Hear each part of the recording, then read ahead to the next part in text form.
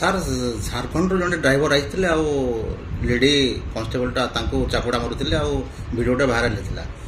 ଆଉ ଆମ କଳାହାଣ୍ଡି ଟ୍ରକ୍ ଆମର ଡ୍ରାଇଭର ୟୁନିୟନ ତାଙ୍କର ଉପରେ ଆକ୍ସନ୍ ନେବା ପାଇଁ ଥାନାରେ ବି କେସ୍ କରିନଥିଲେ କି କରୁନଥିଲେ। ତାପରେ କ'ଣ ଆପଣଙ୍କ ସାଇଡ଼ରୁ କ'ଣ ଆକ୍ସନ୍ ନିଆଯାଇଛି ସାର୍? ଗତ 30/4/2025 ତାରିଖ ଦିନ ସନ୍ଧ୍ୟା 5:30 ସମୟରେ ଆମର ପରିବହନ ବିଭାଗର ସମସ୍ତ ଇନ୍ସପେକ୍ଟର କନେଷ୍ଟବଳ ମାନେ ଦେବପୁର ପାଖରେ ଚେକିଂ କରୁଥିଲେ।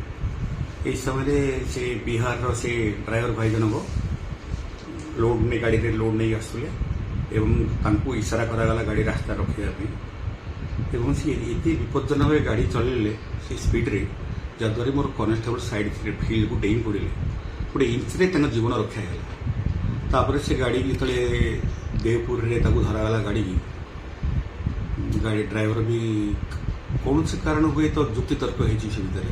ଯେଉଁ ଘଟଣା ସେ ଘଟିଲା ସେ ଜିନିଷ ଘଟିବାର କଥା ନଥିଲା ଏବଂ ଏ ଘଟଣା ସର୍ବତ୍ର ନିନ୍ଦନୀୟ। ବର୍ତ୍ତମାନ ଆମେ ତ ତା ଉପରେ ଆଉ କିଛି ମନ୍ତବ୍ୟ ଦେବାର ନାହିଁ, ଯେହେତୁ ଏଇ ଘଟଣା ବର୍ତ୍ତମାନ ମାନ୍ୟବର ଅଦାଲତଙ୍କର ବିଚାରାଧୀନ ଅଛି। ତଥାପି ଆମ ବିଭାଗରୁ ଏଇ ତଦନ୍ତର ସ୍ୱଚ୍ଛତା ପାଇଁ ସେ କନେଷ୍ଟବଳ ଜଣଙ୍କୁ ଆମେ ଦାୟିତ୍ୱରୁ ବର୍ତ୍ତମାନ ଅବ୍ୟାହତି ଦେଇଛୁ ଏବଂ ସମସ୍ତ କର୍ମଚାରୀମାନଙ୍କୁ ଯିଏ ଘଟଣାରେ ଉପସ୍ଥିତ ଥିଲେ ତାଙ୍କୁ କାରଣ ଦର୍ଶାଅ ନୋଟିସ୍ ଦିଆଯାଇଛି। ପ୍ରକୃତରେ ଘଟଣାର ସତ୍ୟାସତ୍ୟ ନେଇକରି ଯାହା ହଉ ନା କାହିଁକି ଏହି ପ୍ରକାର ଘଟଣା ଘଟିବାର ନଥିଲା। ଭୁଲ କାହାର ହଉ ନା କାହିଁକି ସେଇଟା ତ ମାନ୍ୟବର ଅଦାଲତ ଠିକ୍ କରିବେ। ଭୁଲ ଯାହାର ହଉଛି ନା କାହିଁକି ଏ ପ୍ରକାର ଘଟଣା ଘଟିବା ଶୋଭନୀୟ ନୁହଁ। ଆଉ ଆପଣ ଡିପାର୍ଟମେଣ୍ଟରୁ ତାଙ୍କ ପ୍ରୋସିଡିଂ ନା ଅଲରେଡ଼ି ତାର କୋର୍ଟ କେସ୍କୁ ଗଲାଣି, କ'ଣ କହୁଛନ୍ତି? ଏଇ ଘଟଣା ସମ୍ପର୍କରେ 2 ତାରିଖ ଦିନ ଡ୍ରାଇଭର ମହାସଂଘର ସେ ଡ୍ରାଇଭର ଭାଇ ଆସି ଥାନାରେ ଏତଲା ଦେଇଥିଲେ।